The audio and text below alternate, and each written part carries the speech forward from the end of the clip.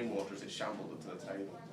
Tilly Ferren whispered the word no over and over, again and again, but she knew this was her end, knew there was nothing she could do to stop the monster. I thought I was safe from you, she mouthed, though the words found no volume. I thought you'd never find us. The animal snarled a grin and mouthed a single word. Never. Then it closed its jaws around her throat.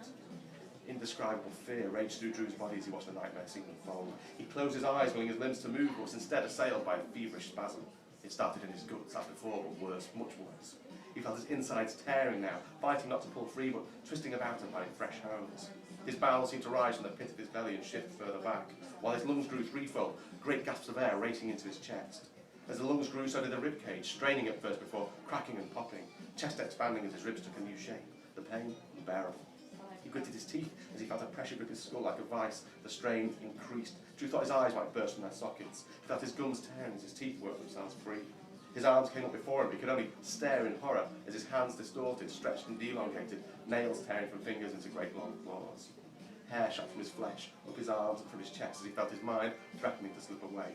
His skull cracked under the pressure as his jaw dislocated, a muzzle breaking out. His eyes hazed over, yellow and baleful, as he looked up from where he crouched. He let out a low growl, almost inaudible over the sound of the storm, but the monster heard it. Before it could move, Drew leapt forward, cleared the distance in one bound. The monster tried to defend itself, but Drew was taken by a furious rage that was unstoppable. The monster, clearly stronger, let slip its guard in a panic, and Drew's jaws snapped over its skull. He yanked the beast's head back in a sharp, savage motion, and with a ragged tear, flesh came with it. Letting loose a screech in pain, the monster struck back, a clawed fist hitting Drew hard in the chest. The force of the blow sent the boy tumbling back, crashing into a dresser in an avalanche of crockery.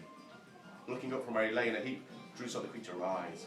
Ragged breaths escaped its mouth as moonlight streamed in through the kitchen window, illuminating the damage Drew had dealt it.